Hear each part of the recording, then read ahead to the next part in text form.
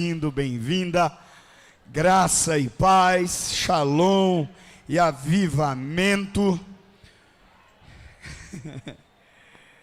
Se é a sua primeira vez aqui, a gente é um pouquinho mais louco.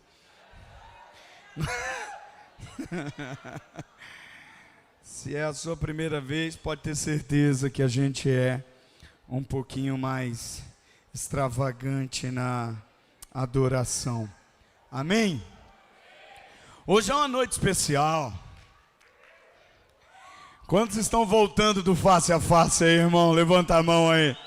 Dá um grito bem alto aí, porque Jesus te libertou. Você foi escravo de um faraó, mas você não volta mais para lá.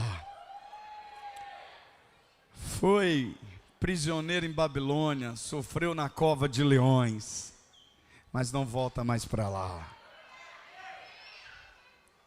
Sofreu nas mãos de um acusador, mas o Senhor te libertou. Quantos podem celebrar o Senhor aqui? Amém? Quantas esposas temos aqui dos homens que foram para o face? Levanta a mão, esposas. Deixa eu perguntar, e aí eu vou medir a febre aqui, tá? Mudou mesmo? Uau! Miau! Mudou mesmo? É só o começo, amém? Tem muita coisa para ele mudar. E nós esperamos você, minha irmã, em novembro, no seu face a face. No face a face de mulheres, em novembro, amém? É uma noite especial, muito especial. Porque hoje eu tenho aqui, na fileira da frente, meu pai que dirigiu 80 quilômetros para vir me ouvir aqui.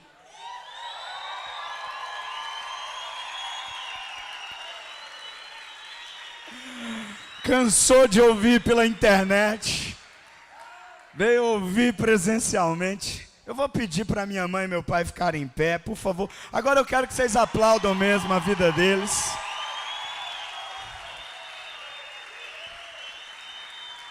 Esses aí, né? São eles os culpados aí, ó. Eles são os culpados, tá? Minha mãe e meu pai, mas também tenho aqui a grata satisfação de só não ter uma irmã, mas os demais irmãos estão aqui. Então eu vou pedir para o Fábio, que é o logo depois de mim, o Fábio, a Flávia, o Felipe. Levanta aí, ô cabeçudo. Aí, ó. Esses três aí são irmãos, né? Você já viu que o mais bonito quem é, né? Ó, mãe. Quem é o mais bonito? Olha, vamos terminar, vamos orar e vamos embora. Já acabou para mim, já ganhei a noite. Amém? Mas eu tô com os sobrinhos aqui também. Vou pedir aí para as sobrinhas lindas. Você pode sentar, pai. Obrigado. O outro filho é da Flávia, essas duas aqui são filhas da Flávia. O outro já está lá no Ministério Infantil, tá? Queria que vocês aplaudissem também. Eu tenho uma outra irmã que está em Marília, casou recentemente. Está em Marília e eu tenho a alegria hoje de ter aqui a família do meu pai, a minha família, minha esposa. Você já viu, né, irmã? Ela falou 4 noites sem dormir. Hoje vai ser a 5ª.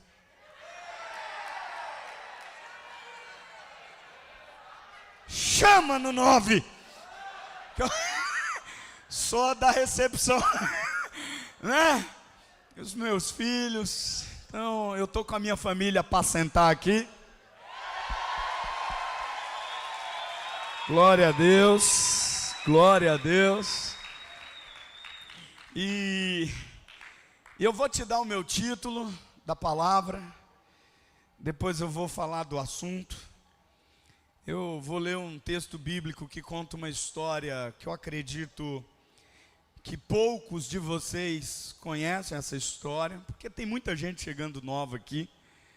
Então as grandes histórias da Bíblia é possível que você tenha ouvido sobre Josué que derrubou as muralhas, fez o sol parar, sobre Moisés que abriu as águas do Mar Vermelho, né? Sobre o Davi que derrubou Golias, sobre o Daniel que foi jogado na cova de leões. E se o Tairo tivesse falando aqui, ele já estaria confundindo todos os personagens. Ele estaria colocando Moisés na cova dos leões, ele estaria colocando Josué derrubando Golias, e aí, irmão, aí o negócio seria louco.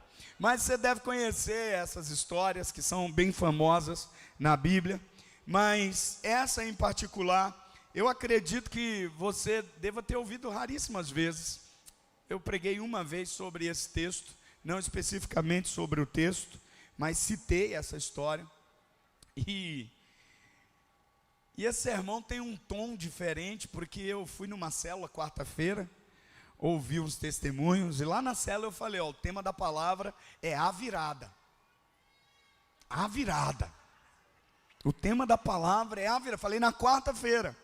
Aí ontem, eu fui numa confraternização aqui dos irmãos, que trabalharam no Face a Face, numa área específica do Face, e me colocaram para jogar bola. E o meu time começou perdendo de 4-0. E eu comecei a orar, Senhor, eu não posso chegar amanhã para falar sobre virada sem virar esse jogo aqui. Tá rindo, né, Ricardinho?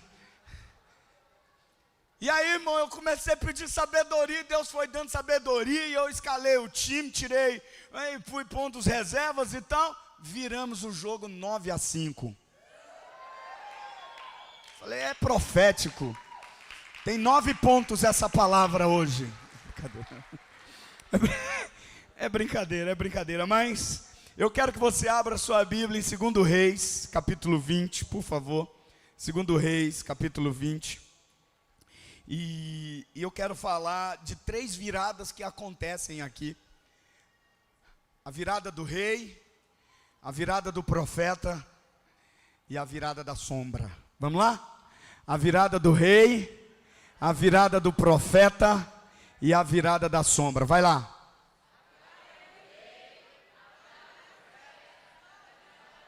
E a virada da sombra. A virada. E nós vamos olhar para a vida do rei Ezequias. Ele foi um dos maiores desde Davi. E ele foi um dos maiores porque ele foi muito bom como rei, num período em que todos os reis da sua geração eram maus. Ele não foi perfeito, mas executou com muita eficiência o seu chamado.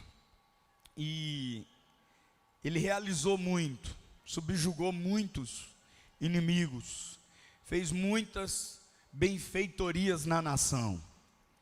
Mas, depois de um momento específico da vida de Ezequias, depois dele ter uma grande vitória, algo acontece. E deixa eu te dizer, estamos vindo de grandes vitórias. Quem crê que é verdade isso na sua própria vida, já pode dar um aleluia bem alto aí. Declara isso para a pessoa do seu lado, irmão, você está vindo de grandes vitórias. Mas isso é só o começo, presta atenção. Então algo estranho acontece, e eu quero falar exatamente sobre isso hoje. Então vamos ler o texto de 2 Reis, capítulo 20, do verso 1 até o verso 11, e diz assim o texto: Naquele tempo, Ezequias ficou doente e quase morreu. O profeta Isaías, filho de Amós, foi visitá-lo, e lhe disse: Assim diz o Senhor, ponha em ordem a sua casa, pois você vai morrer. Sabe, atualizando, fala para a mulher a senha do banco, da conta, fala onde o dinheiro está guardado, porque você vai rodar, irmão, e ela vai ter que ficar para pagar as contas. Então põe em ordem. Era isso que o profeta estava dizendo. Põe em ordem a sua casa. Você vai morrer e dessa doença você não vai se recuperar. Quem estava dizendo isso? O diabo? Não. Quem estava dizendo isso? O profeta. O profeta. Ezequias, primeira virada, virou o rosto para a parede e orou ao Senhor. Lembra-te, Senhor, como tenho te servido com fidelidade e com devoção sincera. Tenho feito o que tu aprovas. E Ezequias chorou amargamente. Antes, segunda virada, de Isaías deixar o pátio intermediário, a palavra do Senhor veio a ele: volte. Segunda virada, volte e diga a Ezequias, líder do meu povo, assim diz o Senhor, Deus de Davi, seu predecessor: ouvi a sua oração e vi as suas lágrimas, eu o curarei. Daqui a 3 dias, você subirá ao templo do Senhor. Acrescentei 15 anos à sua vida, e livrarei você e esta cidade das mãos do rei da Síria. Defenderei esta cidade por causa de mim mesmo e do meu servo Davi. Então disse Isaías: preparem um emplastro de figos. Eles o fizeram e o aplicaram na úlcera, ou nos furúnculos, que era fora, e ele se recuperou. Ezequias havia perguntado a Isaías: qual será o sinal que o Senhor me curará, e de que de hoje a 3 dias subirei ao templo do Senhor? Isaías respondeu: o sinal de que o Senhor vai cumprir o que você prometeu é este. Você prefere, você escolhe. Fala isso aí para a pessoa do seu lado. Você escolhe. Fala de novo para outra pessoa: você escolhe. Diga de novo: você escolhe. Você escolhe, você vai escolher o tipo de sinal que você quer ver.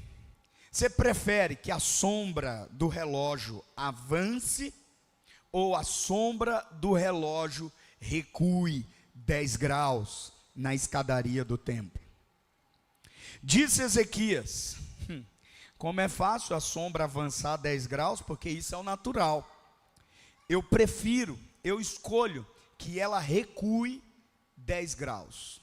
Olha para a pessoa do seu lado e diz: irmão, você quer viver uma virada mesmo na sua vida? Para de andar no óbvio, começa a andar no sobrenatural. Qualquer um de nós teria escolhido o natural, 10 para frente, já vai mesmo. Mas ele disse: eu quero o contrário, eu quero a terceira virada, a virada da sombra. A sombra vai ter que virar, vai ter que recuar, vai ter que voltar, vai ter que virar. Então que ela recue 10 graus, 10 degraus. Então o profeta Isaías clamou ao Senhor, e este fez a sombra recuar os 10 degraus que havia descido na escadaria de Acais. Vamos orar? Deus, muito obrigado por hoje à noite, por essa presença tão poderosa aqui no meio dos louvores, pelo toque do Senhor nas nossas vidas, por essa atmosfera de fé onde não há impossíveis para ti e nem para nós aqui, porque cremos no Senhor. Então nós nos colocamos diante de um Deus que pode tudo, inclusive fazer a sombra subir escada. Para a glória do Senhor, nós oramos. Amém, amém e amém. O tema é a virada, e ultimamente uma das coisas que eu estou tentando aprender na vida, e eu sou novo, meu pai e minha mãe também são novos, estão aqui, e eu tenho tentado aprender a diferença entre os momentos em que eu devo aceitar o jeito que é das coisas e simplesmente vivê-los. E a diferença entre aceitar esses momentos e rejeitar esses momentos em que eu assumo uma atitude de fé para que aquilo que está vindo contra mim mude, é o que eu tenho buscado ao Senhor, porque nem sempre eu tenho que rejeitar uma situação, Nem sempre eu tenho que aceitar uma situação.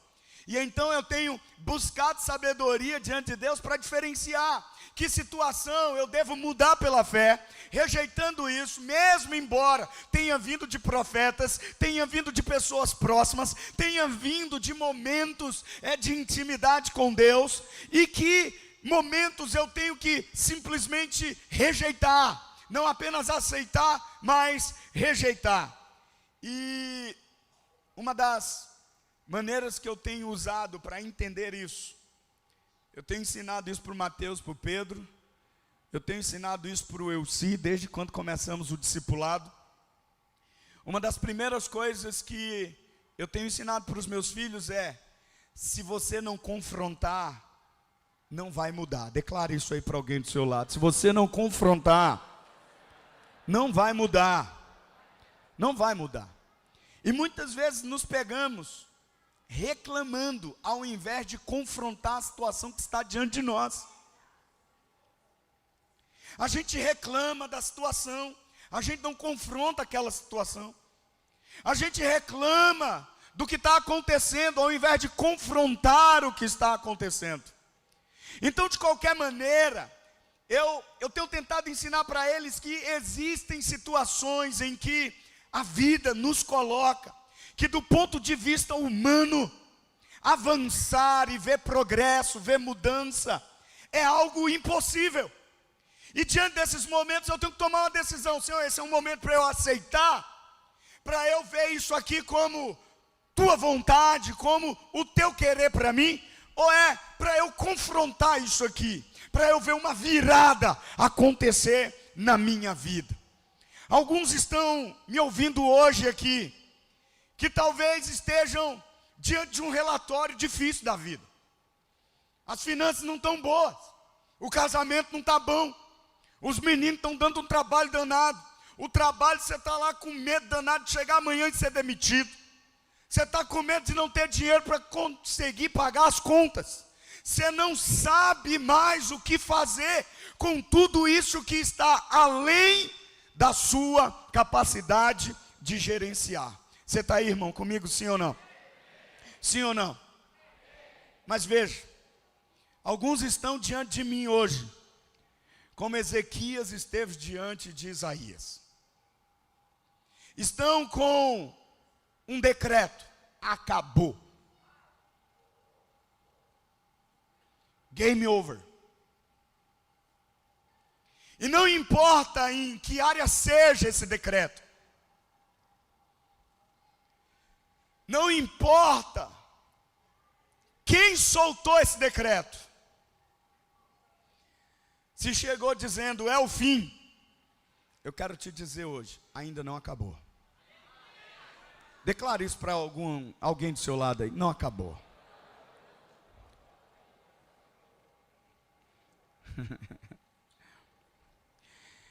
Não acabou.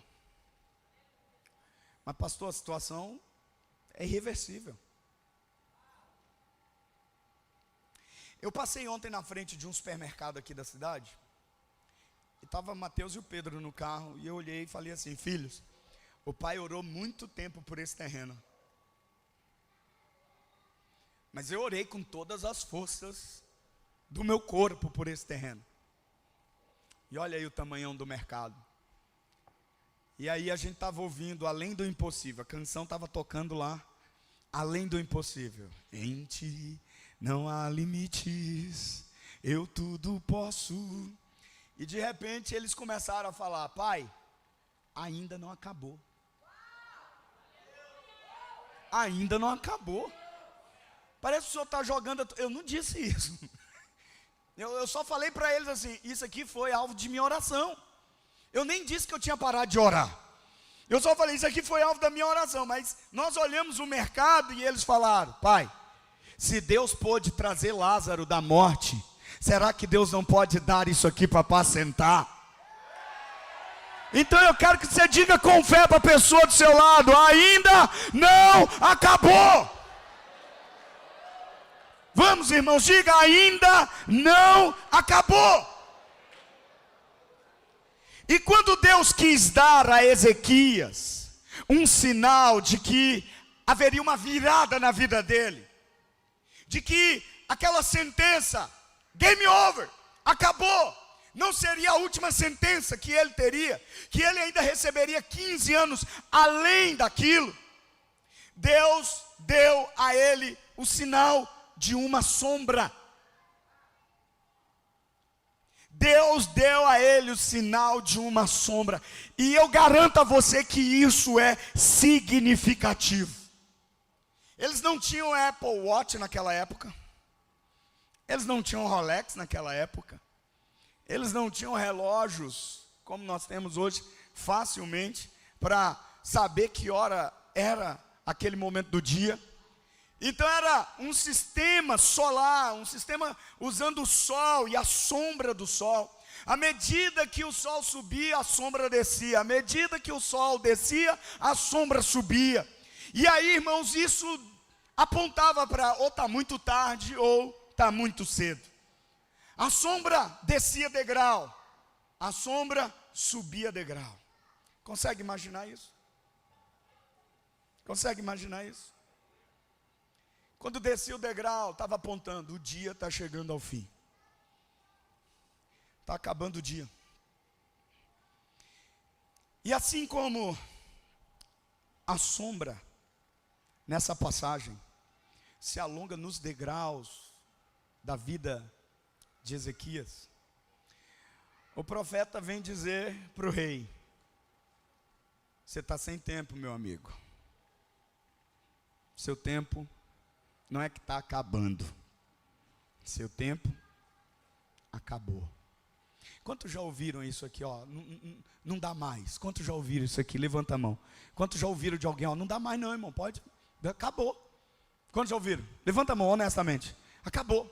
Agora, quantos já falaram para alguém? Acabou, acabou. Quantos já falaram isso aqui? A sensação é diferente, não é? Você ouvir, acabou. É algo diferente no coração. Vai com uma crueldade enorme. Quem fala, tipo, acabou. Irmão, eu fico imaginando Isaías. Rei, ajeita aí as finanças, põe em ordem as coisas. Irmão, ele nem prepara. Do tipo assim, o gato subiu no telhado.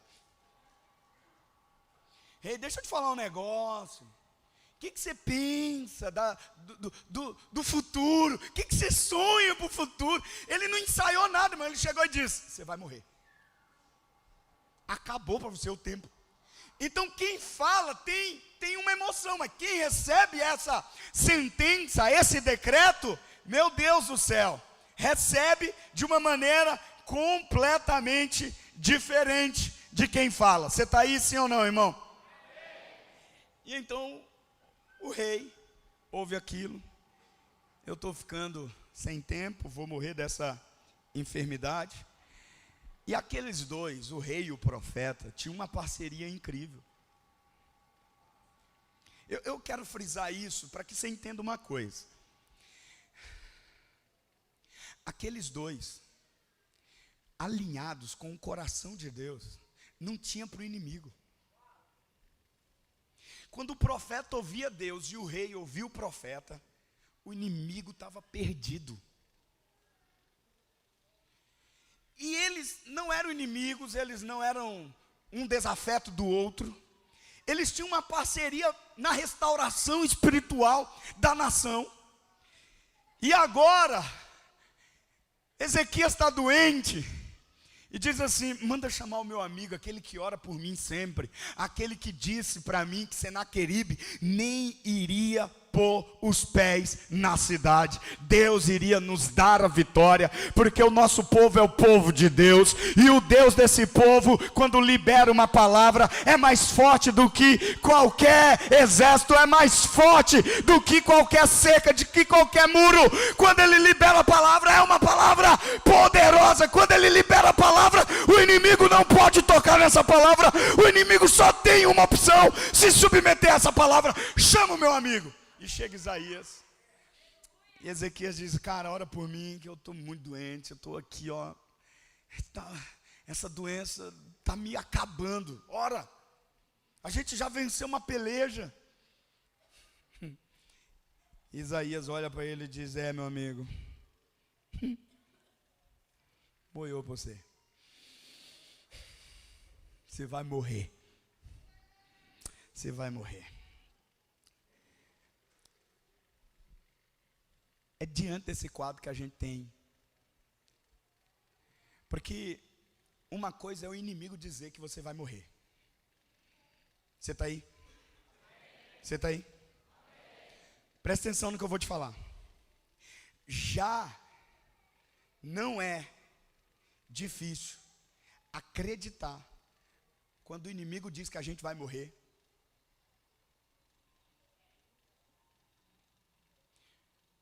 Eu e o William já enfrentamos uma situação que o povo disse que ia pôr um sapo na nossa barriga.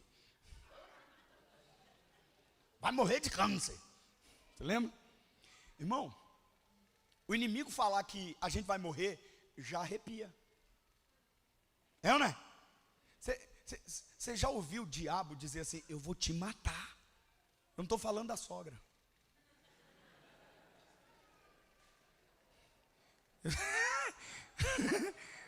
Eu amo a sogra da minha mulher. Você fica tranquilo. Fica tranquilo. Veja, uma coisa é o inimigo dizer, e a gente já acredita quando o inimigo diz. Agora, quando um amigo diz assim: cara, eu tenho intimidade com Deus, e deixa eu te dizer, você vai morrer. Irmão, desacreditar disso é impossível. Você está aí comigo, sim ou não? Você está aí comigo, sim ou não? Presta atenção. Às vezes as situações estão dizendo que seu casamento acabou, e você acredita. Agora imagina quando você vem para um aconselhamento com o pastor, diz: pastor, não sei, e o pastor diz: acaba logo esse negócio. Você diz: gente do céu, eu vim querendo arrependimento, eu não vim querendo acabar. Aí o pastor: acaba, cada um para o seu lado. Aí você diz: não tem mais jeito. Não tem mais jeito. Você lembra, né? A gente teve uma conversa, e a gente nem falou que era para acabar, a gente falou: gente, vocês vão se matar desse jeito. E ele entendeu: vocês vão se separar desse jeito. E ele falou para ela, o pastor e a pastora disse que é para a gente se separar. Eu falei: ei, parou. Mas entrou na cabeça, irmão, de alguém que a gente ama, nos dando um direcionamento que a gente entende que é de Deus. Desacreditar daquilo é algo simplesmente impossível do ponto de vista humano. Sim ou não? Sim ou não? Você já viu aquele tipo de gente totalmente delicada? Você está com a unha inflamada e ele chega: eu já vi alguém morrer disso aí. Fala aí. Você diz: vá agorar o outro, rapaz, sangue de Jesus tem poder. E se você é místico, você bate em madeira e faz um monte de sinal para querer anular aquele negócio. Mas aquele negócio entra e você começa a sonhar morrendo. Quando Isaías dá a palavra, Isaías não é um inimigo de Ezequias. Isaías é um amigo. Você está aí? Ezequias diz: cara, diz o que eu vou fazer. Ele falou: põe em ordem a casa. Não, eu não quero pôr em ordem a casa. Eu quero receber a cura da enfermidade. Falou: vai morrer.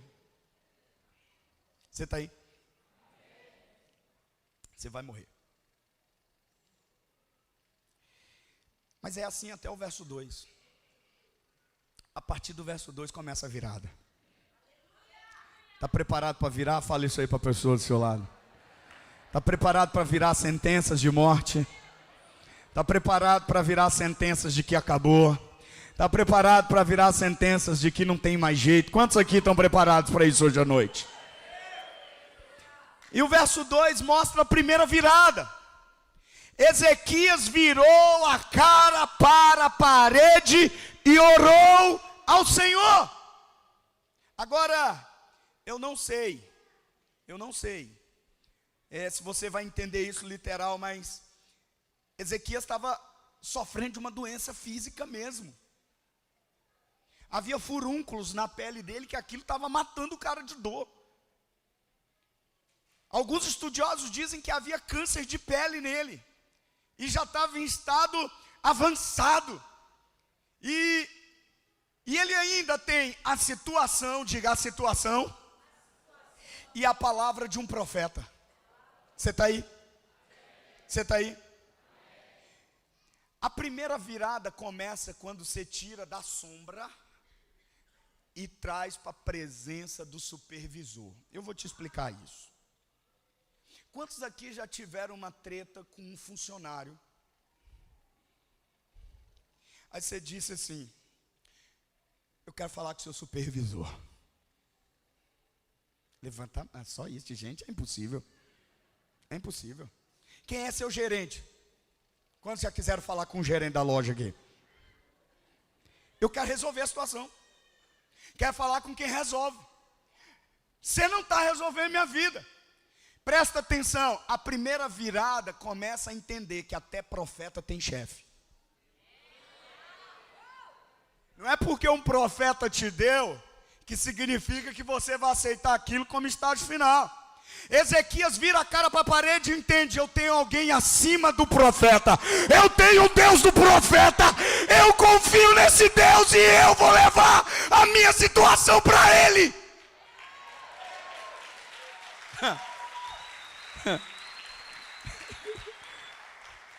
Eu quero falar com o gerente.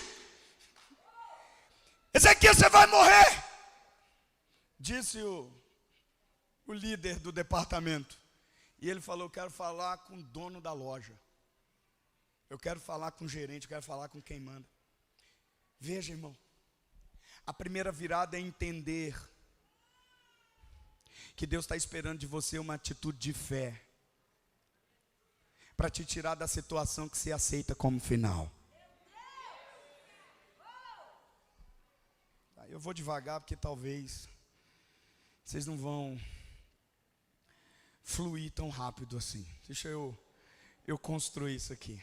Veja, há muita gente que está andando com o seguinte pensamento: é assim mesmo, não tem o que mudar. Eu estou cansado disso, porque é sempre isso. Sim ou não? É assim, pronto, acabou. Então hoje Deus quer começar uma virada na sua vida. E há uma oportunidade para você hoje, pela fé, de você escolher receber essa situação como final e viver nela enquanto puder, até o dia da morte. Isso se aplica a seu casamento, se aplica às suas finanças, isso se aplica à sua carreira profissional, isso se aplica ao seu ministério, isso se aplica a tudo na sua vida. Ou dizer: Deus, eu queria te apresentar isso aqui para a gente conversar num nível mais profundo. Disseram que foi o Senhor que deixou isso acontecer na minha vida. Disseram que o Senhor está no controle de todas as coisas. E eu agora estou ouvindo isso: acabou, acabou, acabou, acabou, acabou, acabou, acabou, acabou. E eu quero te apresentar essa situação. Muitos de nós estão presos no que chamamos de aceitação, mas na verdade se tornou apatia. Deixamos, nos acostumamos com aquilo que está acontecendo, seja no casamento, na criação dos filhos, no ambiente do trabalho. Porque não esqueça a primeira coisa que eu te falei hoje à noite: se não houver confronto, não haverá mudança. Você está aceitando o avanço da sombra na sua vida, você está aceitando o avanço da situação na sua vida. Está na hora de dizer para essa situação: parou. E como é que eu digo? Vira a cara para a parede, ora ao Senhor. Mas alguns aqui não estão se voltando para o Senhor, estão se voltando para pessoas. Estão se voltando para terapeutas, e nada contra. Estão se voltando para uma garrafa de uma bebida que entorpece.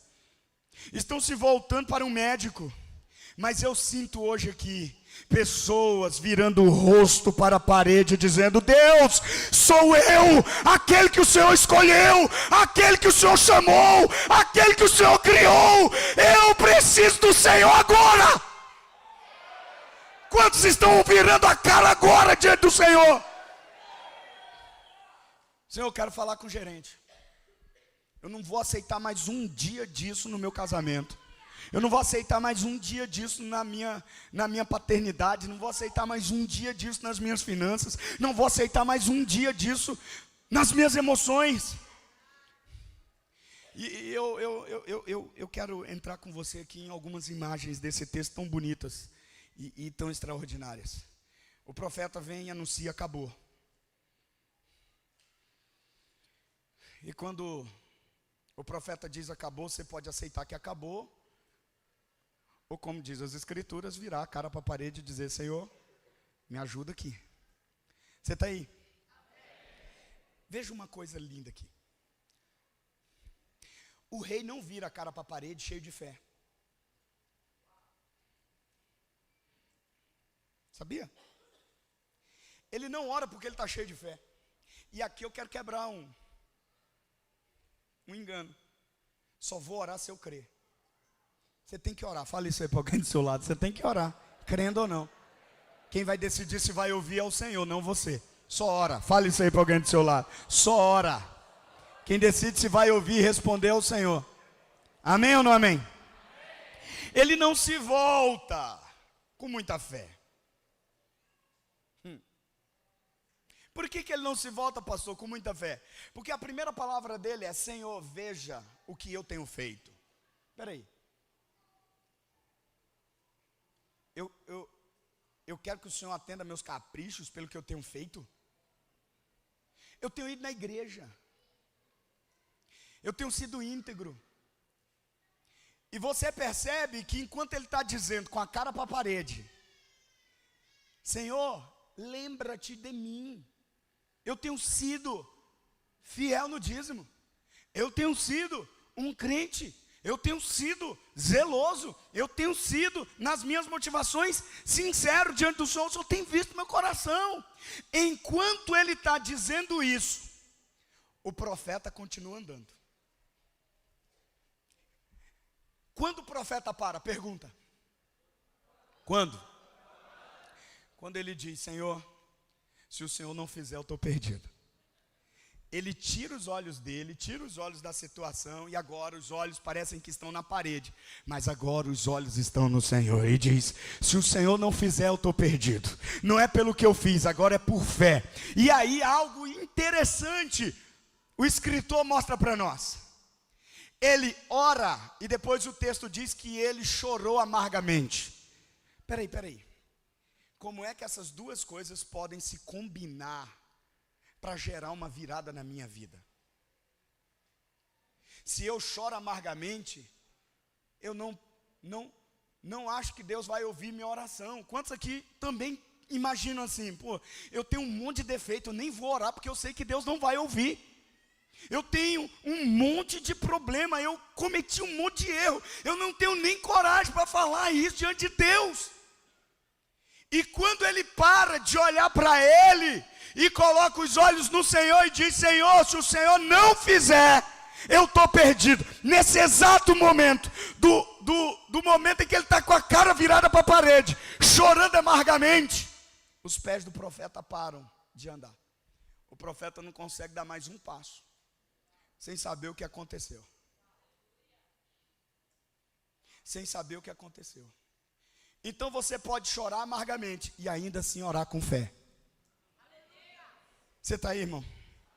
Você está aí, sim ou não?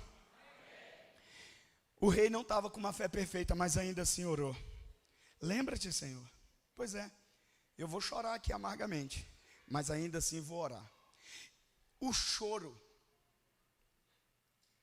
revelando a verdade, é diferente do riso revelando a mentira. Você não entendeu, né? Tudo bem? Tudo bem. Depois eu te pego. Tudo bem.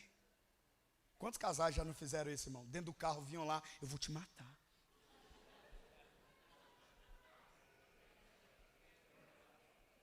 Eu vou dizer para o pastor quem tu é. Quantas mulheres já não ameaçaram assim, irmã? Hã? Oh, não levanta a mão, gente. Deixa eu beber água. Precisa voltar pro face. Chegou ali na recepção, todo mundo feliz. Paz do Senhor. O choro falando a verdade é mais poderoso do que o riso escondendo a mentira. Quando você volta a cara para a parede, mesmo chorando, cheio de dificuldade para entender o que está acontecendo, mas ainda assim fala a verdade. Que verdade? A verdade que, Senhor, não tem a ver comigo, ou o Senhor faz ou eu estou perdido. Haverá uma virada na sua vida. A virada começa quando, mesmo chorando, eu me apresento para o Senhor, mesmo cheio de dificuldades, eu me apresento para o Senhor, mesmo cheio de vergonha, mesmo cheio de trauma, mesmo cheio de fracasso, eu me apresento ao Senhor. E aí há uma mudança acontecendo. Olha aqui para mim. Eu estou olhando para algumas pessoas hoje que começaram a aceitar as sombras na sua vida como normal. E ao aceitar o anúncio das sombras, você negligencia a presença da fonte. Alguns vão entender daqui uns 3 meses. Estou aceitando a presença, o anúncio da sombra. Ok, é o fim, tudo bem. Ao aceitar esse anúncio, eu negligencio a presença da fonte. Porque aquela sombra foi o sinal. E havia um paralelo com o tempo que estava acabando. O sol está se pondo na sua vida, Ezequias. A noite está chegando para você. As sombras estão chegando para você.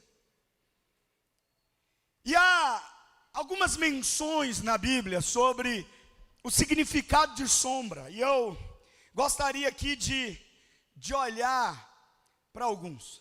Por exemplo, quando Jonas está lá magoado, chateado, porque Deus ouviu o clamor dos habitantes de Nínive.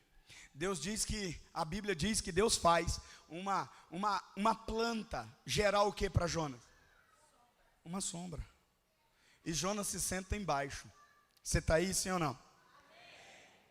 Biblicamente, às vezes, a sombra é mencionada positivamente, num sentido positivo. Por exemplo, Salmo 91. Aquele que habita no esconderijo do Altíssimo e descansa à sombra do Todo-Poderoso, pode dizer ao Senhor: Tu és o meu Deus e a minha fortaleza, o meu Deus em quem eu confio. E porque eu estou dentro dessa sombra, debaixo dessa sombra, eu estou livre do laço do caçador, eu estou livre do veneno mortal, eu estou coberto com as suas penas e sob as suas asas eu encontro refúgio. A fidelidade dele é o meu escudo protetor. Por isso eu não temerei o pavor da noite, nem a flecha que voa de dia, nem a peste que se move sorrateira nas trevas, nem praga que devasta ao meio-dia. 1000 poderão cair ao meu lado, 10.000 à minha direita, mas porque eu estou debaixo da sombra do Altíssimo, eu não serei atingido. Aleluia. Linda essa imagem dessa sombra. Amém ou não? E existe um outro texto bíblico que traz para nós uma outra imagem de sombra, uma outra figura de sombra. E Davi diz num dos salmos mais conhecidos: ainda que eu ande pelo vale da sombra da morte. Você está aí? Então sombra mostra e aponta o vale. Mas uma coisa você deve lembrar sobre vale: só é vale o lugar que está cercado por 2 montanhas. Essa é a própria essência da definição de vale. Existe uma montanha aqui e uma montanha lá. Esse espaço aqui é vale. E o que Davi está dizendo é: isso aqui não é o lugar da morte, isso aqui só é a sombra da morte, isso aqui não é real, isso aqui é só algo que eu estou achando que é real, mas não é real, porque esse vale está cercado por uma montanha e tem outra montanha. O que eu estou passando agora na minha vida, embora o inimigo adore usar isso como evidência de que Deus não está comigo, de que Deus me deixou, é na verdade evidência de que Deus tem algo à minha frente. Todo vale tem uma montanha à sua frente, todo vale tem um lugar elevado à sua frente, e portanto, se você está no vale da sombra da morte, acredite, Deus é aquele que sabe o que está à sua frente, te aguardando. Então não desiste no vale. Não desiste no vale. Por isso, é importante que você acredite na sombra, quem Deus disse ser na luz. Estou no meio do vale, numa sombra horrível, e o que eu ouvi de Deus foi na luz. Foi no dia bom, foi no dia que eu casei, foi no dia que os meninos nasceram, foi no dia que eu me formei, foi no dia que eu recebi o salário, foi no dia que eu recebi a promoção, foi no dia em que eu recebi a boa notícia, foi no dia em que eu sorri, enfim. Outra coisa é você crer em um Deus no meio da sombra, que Ele é na sombra quem Ele disse ser na luz. Como cantamos hoje: Yahvé, Elohim, Adonai, Shaddai, Jireh, Nissi, Rafá, aleluia. Eu não falei em língua não, só disse os nomes bíblicos de Deus. Você entendeu? Então olha para alguém do seu lado e diz assim: não duvide na sombra do que Deus te disse na luz, do que Deus te disse no domingo à noite. Não duvide na segunda-feira, quando o pneu do carro furar, quando bater, quando algo ruim acontecer. Não duvide na segunda-feira pós-face do que Deus te disse lá no encontro, quando coisas difíceis acontecerem com você, porque o Deus que te disse na luz é o mesmo Deus que está contigo no vale da sombra da morte. Creia, meu irmão, em nome de Jesus. Agora,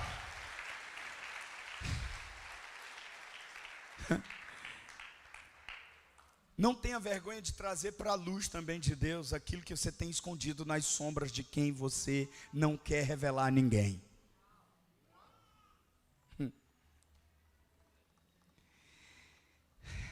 A minha mãe sabe como é que eu sou, como eu era em casa. Hoje quem sabe é a Lia. Sua esposa sabe como você é em casa.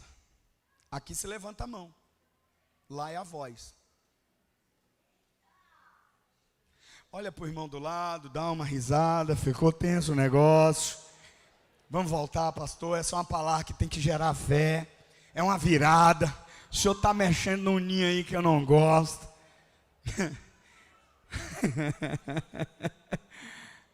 Mas se você não tiver coragem de tirar da sombra e trazer para a luz da presença do Senhor, foi isso que Ezequias fez. Tirou da sombra do medo, da sombra da dúvida, como a pastora ministrou aqui, da sombra do pavor de que, cara, é um amigo que está dizendo, é um profeta. Esse profeta anunciou o nascimento de Jesus. Esse profeta, irmão, olha, há estudiosos que dizem que ele viu aviões. Porque ele disse que coisas metálicas encheriam os céus das nações. Quem disse? Isaías. E hoje vendo a mulher chegar naquele troção grandão lá, Isaías estava certo. Como é que aquele troço voa? Você está aí, irmão, sim ou não? Então como é que acontece a primeira virada? É quando eu paro de esconder a mentira atrás do riso e começo a revelar a verdade através das lágrimas. Quantos estão preparados hoje aqui para começar a falar a verdade, mesmo chorando, mesmo soluçando? confessando, mesmo dizendo: Senhor, eu não acredito que eu vou terminar desse jeito, eu confio no Senhor, porque o meu problema não são as mentiras que o inimigo está me contando, o meu problema é as falsas crenças que eu estou acreditando. Então eu tenho que mudar isso aqui, virando a cara para o Senhor, e mesmo não aceitando essa situação, eu creio que pela fé eu posso mudá-la. Então olha para alguém do seu lado e diz assim: as coisas mudam. Vai, declara mesmo: as coisas mudam. Declara profeticamente: as coisas mudam. Amém ou não? Às vezes você casa aos 40, as coisas mudam. Pastora, tu está casada, segura a onda aí. E bem casada. Oh, Xamanaia. Olha lá, a Jaque, né? Levantou a mão igual o Roy. Aleluia. Bem pequenininho assim, ó. Diga: as coisas mudam. Vai, irmão, as coisas mudam. As pessoas voltam a viver depois de experimentar tragédia. Por quê? Por quê? Por quê? As coisas mudam. Fala isso: as coisas mudam. Por que as pessoas que foram demitidas como incompetentes, elas abrem empresas que se tornam bem-sucedidas como gerentes de empresa? Por quê? Por que pessoas que estavam afundadas na depressão saem daquele quarto e escrevem livros que se tornam best-seller para ajudar muitas pessoas? Por quê? E por que as coisas mudam? Porque eu tenho coragem de apresentar ao Senhor em lágrimas as verdades amargas do meu coração, sem ter vergonha de pôr à luz aquilo que envergonharia qualquer pessoa ao me ouvir. Diga: as coisas mudam. Diga mais alto: as coisas mudam. Famílias que nunca ninguém nelas terminar o ensino médio, você vai terminar o ensino superior, vai se pós-graduar, se tornar mestre, doutor, PhD. Por quê? Cadê a Juliana Gobo? Cadê a Juliana Gobo? Cadê a Juliana Gobo? Está no Ministério Infantil.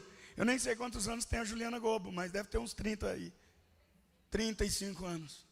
Passou essa semana em pedagogia.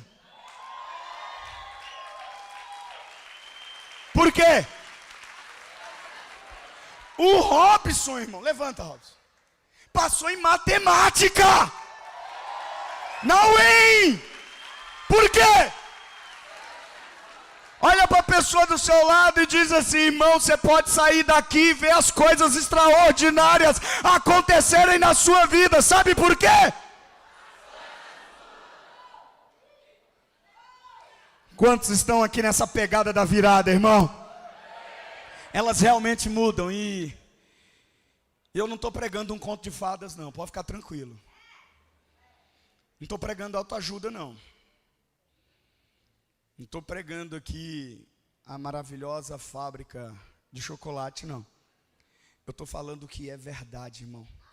Eu estou pregando que quando você voltar a cara para a parede, voltar sua atenção para os céus e sair das sombras do que tem acontecido com você, haverá uma luz brilhando sobre você. Porque o mesmo Deus que disse haja luz, continua falando, e eu acredito que a palavra dele não falha. Quantos recebem isso aqui em nome de Jesus?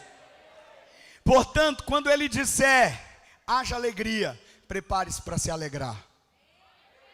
Quando ele disser haja paz, prepare-se para ver a tempestade se aquietar.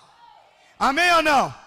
Então olha para alguém do seu lado e diz assim: se você dizia que não vai conseguir, comece a dizer: as coisas mudam. Vai, declara isso aí, pelo menos para 3 pessoas. Se você dizia que não ia conseguir, comece a dizer: as coisas mudam, as coisas mudam, as coisas mudam, as coisas mudam.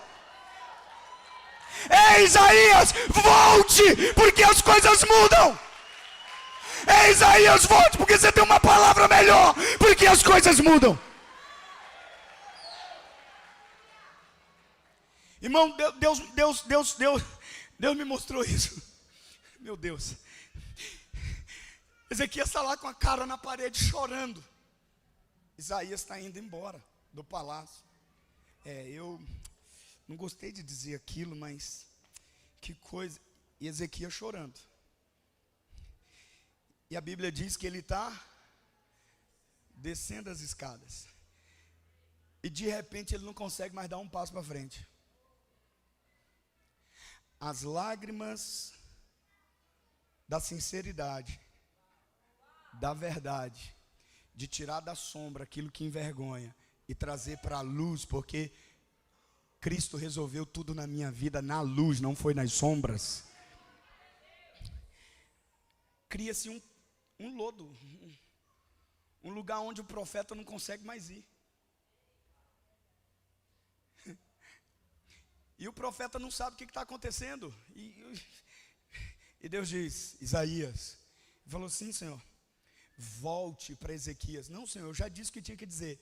Volte, porque eu vi as lágrimas dele. Presta atenção. Deus não só ouviu a oração, Deus viu as lágrimas. E agora os pés do profeta estão encharcados, sem poder dar um passo para frente. E aí acontece a segunda virada.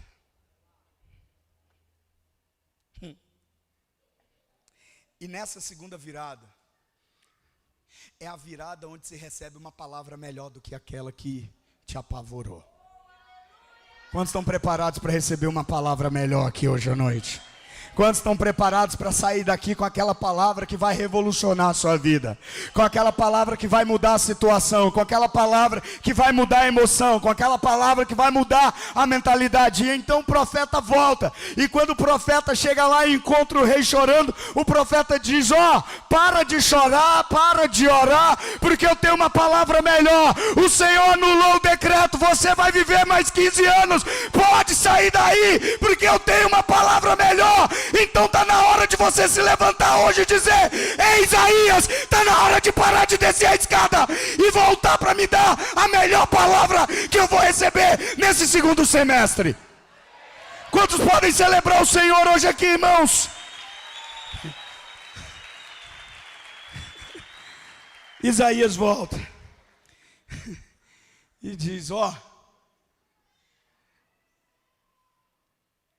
não acabou. Eu não estou aqui para dizer que Deus errou, mas eu estou aqui para dizer que Deus diz que vai te dar mais 15 anos. Ezequias não viveu o resto da vida.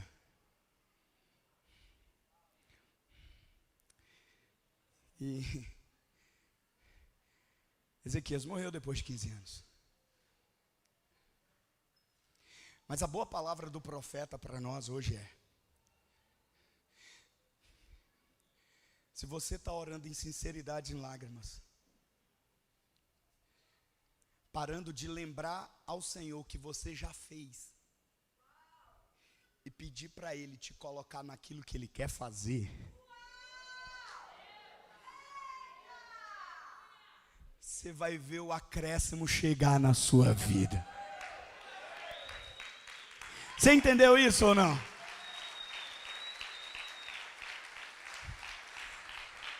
Se você fosse morrer agora e Deus falasse assim: ok, Jean,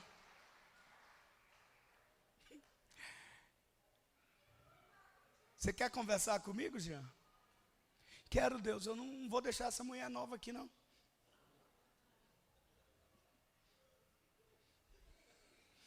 O senhor precisa deixar eu viver. E Deus ia perguntar: por que eu vou te deixar viver?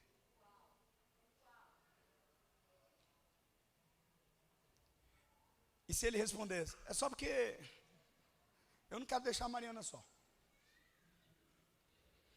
Eu não quero ficar me remoendo lá no túmulo. Ela casou de novo. Tem gente que nem dorme com a ideia de que o cônjuge vai casar de novo. E eu vou casar aqui. Se ele morrer, eu vou casar. Irmão, vigia então. Então cuida para pedir para o Senhor te dar longevidade, senão eu vou casar a irmã de novo aqui. Não, eu não vou casar nos 3 primeiros meses. Depois... Não, eu tenho que garantir a noite. Edita isso, volta. Não existiu esse momento. Vamos lá. Jean, vou voltar para o Jean. Por que você quer viver? Ah, não, porque eu não quero deixar a Mariana só. Sem ar, morreu. Deus não vai te deixar viver se não for para fazer aquilo que Ele te destinou a fazer. Então você está preso no que está te doendo e está lá, Deus, eu tenho ido no culto, Deus, eu tenho feito, Deus, eu tenho isso, eu tenho aquilo. Ao invés de dizer, Deus, o Senhor tem promessa na minha vida. O Senhor disse que ia me levar para ganhar multidões e eu ainda não ganhei multidões não. Deus, ainda não aconteceu o que o Senhor disse que ia fazer através da minha vida. Então eu não vou aceitar essa doença como estágio final da minha vida. Então essa doença e tudo que ela trouxe vai juntar a trouxa e vai sair da minha vida. Porque eu estou te pedindo acréscimo, não para eu viver nos meus deleites. Eu estou te pedindo acréscimo para viver dentro da tua vontade. Profeta nenhum vai liberar a palavra para acrescentar coisas na sua vida só para o seu bel prazer.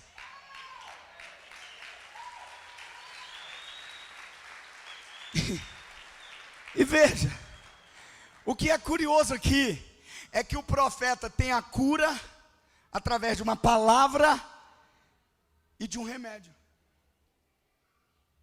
Porque veja o verso 7. Olha o que diz o verso 7. Então disse Isaías: preparem um emplastro. Irmão, quando eu li essa palavra, você encontrou essa palavra quando eu li ou não? Quem sabe o que é emplastro? É pomada. E sabe o que é curioso? E isso é poderoso, porque para a cura que precisamos às vezes em nossas vidas, nem sempre serão apenas orações, vai precisar da pomada. E essa é uma palavra para a gente que está dizendo assim, eu não preciso de remédio. O rei precisou. Fala para a pessoa do seu lado, entendeu, irmão, aí ou não? Quando o Senhor quiser tirar a pomada, Ele tira, mas não foi só a palavra do profeta. O profeta diz, façam aí a pomada, vamos fazer a pomada de figos aí, vamos passar. Porque às vezes orações não serão únicas e exclusivas para trazer aquilo. Porque presta atenção no que eu vou dizer agora. Quando você está dentro de um relacionamento e diz assim, eu não tenho a atenção do meu cônjuge que eu preciso, vai resolver orar por você? Você precisa de mais uma oração? O que você precisa?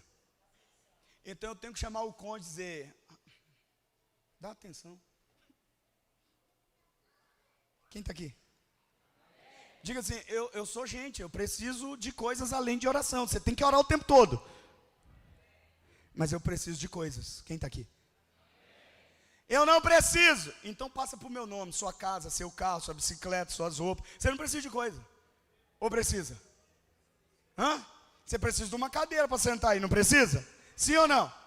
Adianta eu orar e você vai dizer assim, pela fé eu vou sentar e não tem cadeira nenhuma? Vou sentar. Hein? Diga assim, além da oração, eu preciso da pomada.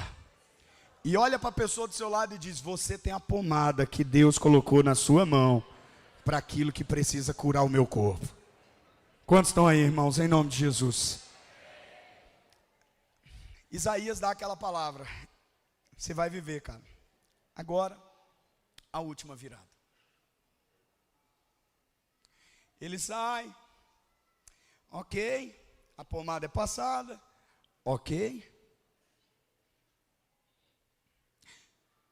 E o profeta diz, daqui a 3 dias. Quantos dias? 3. Quantos dias? 3 dias. Daqui a 3 dias você vai para o templo.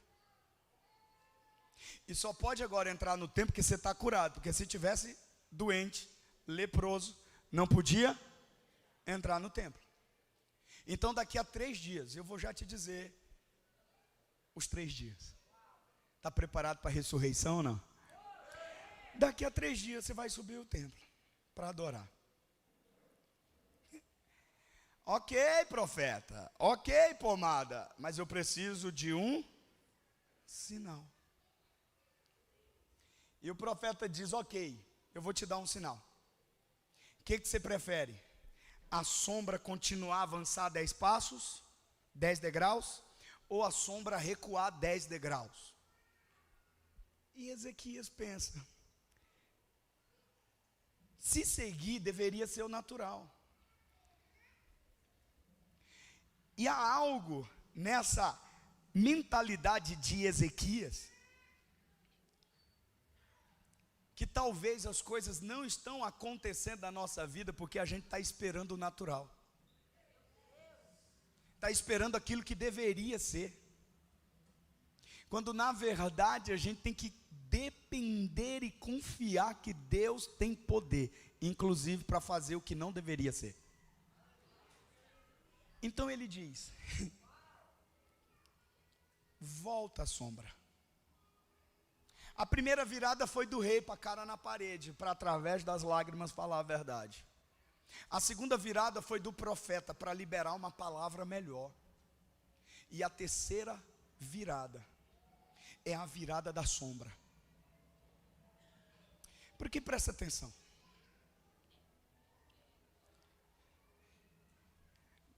O relógio está mostrando a sombra. Então, está acabando o dia. Está acabando o dia. Está acabando o dia. Está acabando o dia. Ezequias, você quer que avance? Não, eu não quero que avance porque eu não quero que acabe. Eu quero que volte, porque eu quero que seja transformado. Tem muita gente esperando que Deus acabe o sofrimento, ao invés de esperar que Deus transforme o sofrimento. Não, você não entendeu isso. Não, você não entendeu, de verdade. Tem muita gente orando assim, acaba, Senhor, esse tempo difícil. Acaba esse sofrimento, Senhor. Acaba essa luta. Acaba esse desespero. Acaba essa angústia. Acaba. E o natural seria exatamente acabar. Mas veja a mentalidade de Ezequias: Senhor, eu não quero que acabe. Eu quero que o Senhor transforme, porque mal nenhum chegará à minha vida sem que traga do céu o que eu preciso para a próxima estação.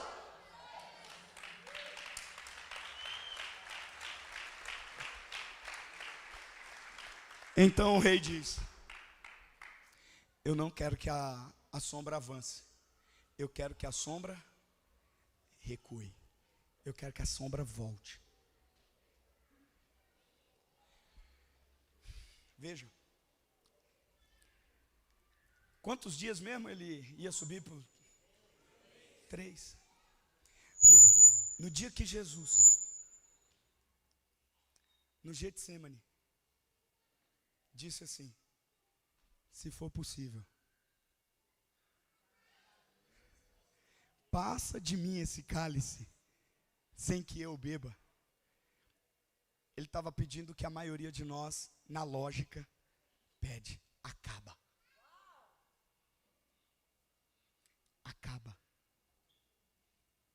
O que Deus mostrou em Ezequias foi o que aconteceria com Jesus. E eu te pergunto: o sofrimento acabou ou foi transformado? Olha para a pessoa do seu lado e diz: o problema de não receber o que Deus tem para te dar no meio do problema.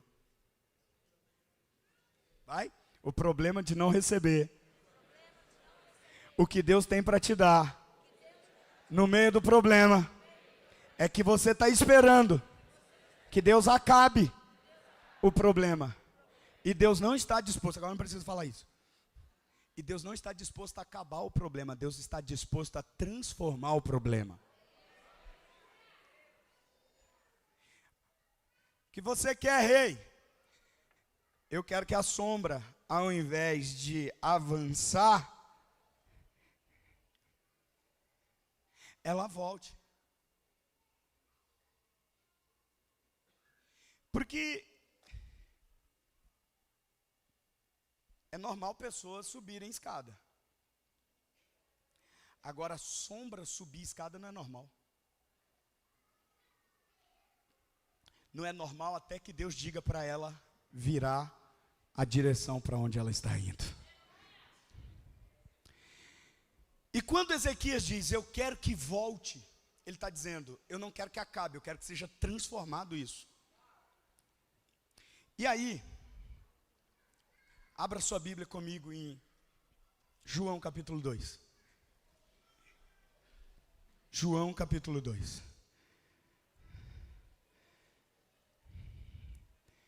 Que sinal Ezequias pediu? Volta 10 graus.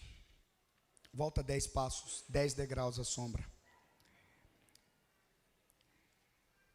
E tudo o que Ezequias viveu naquele momento foi uma sombra do que aconteceria realmente com Jesus.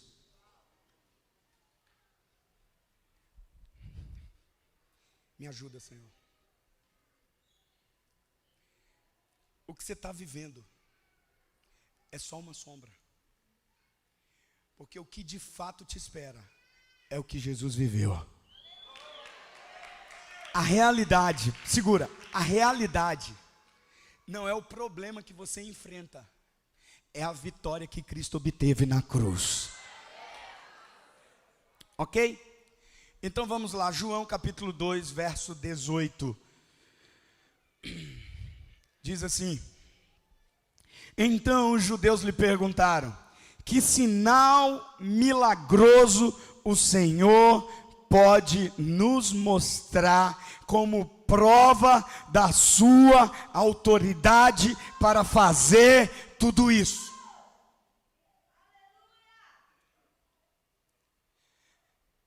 Derrubem o templo.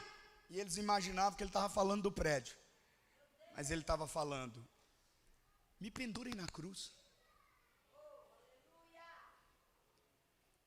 furem ao meu lado com a espada, coloquem sobre minha cabeça uma coroa de espinho, me esbofeteiem durante a madrugada inteira,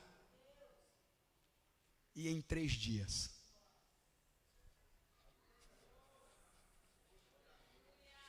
em 3 dias, se vocês não verão as sombras recuarem, se em 3 dias eu não levantarei esse templo.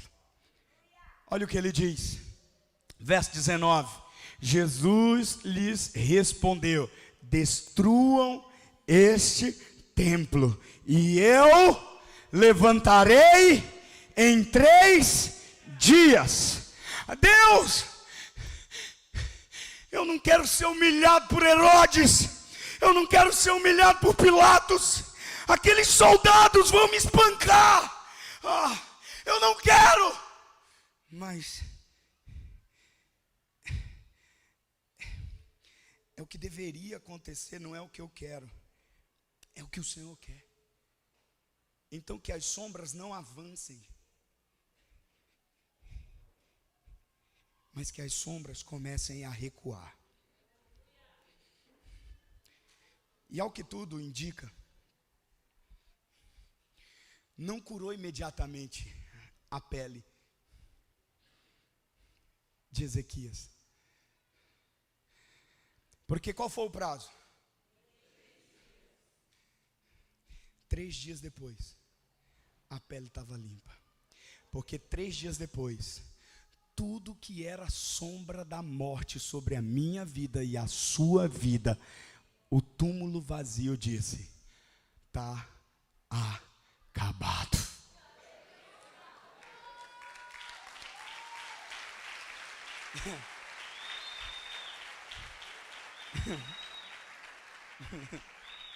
Meu Deus, tem muita gente aqui que está tão presa na sombra, continua chorando com a cara na parede, porque está pedindo para o sofrimento acabar. Deus quer transformar esse sofrimento Porque as coisas mudam. Fala isso de novo, as coisas mudam. Você que era um alcoólatra hoje, recupera pessoas alcoólatras. Por quê? Você não parou de sofrer, Deus só transformou seu sofrimento. Você está aí? Sim ou não, irmão? Sim ou não? Agora presta atenção, presta atenção. Que sinal o Senhor vai dar, Jesus? Pode destruir o templo, esse corpo. Podem pendurá-lo. O sangue vai escorrer, o grito último será dado. Mas veja, a sombra vai recuar. A sombra vai recuar. A sombra vai recuar. Pastor, como é que sombra recua? Do mesmo jeito que a pedra do túmulo rodou. Com uma palavra. Com uma palavra. Haja e ouve. Você está esperando talvez coisas extraordinárias quando a sombra já recuou. Declara isso para alguém do seu lado, a sombra já recuou. Declara de novo, a sombra já recuou. E você está esperando que acabe, mas Deus está só te preparando para a virada. Amém ou não? Fala isso, Deus está te preparando para a virada. E aquilo que o diabo está usando para evidenciar a ausência, Deus está usando para provar a presença. A pastora usou uma palavra que está aqui escrito no meu esboço e ela não teve acesso ao meu esboço.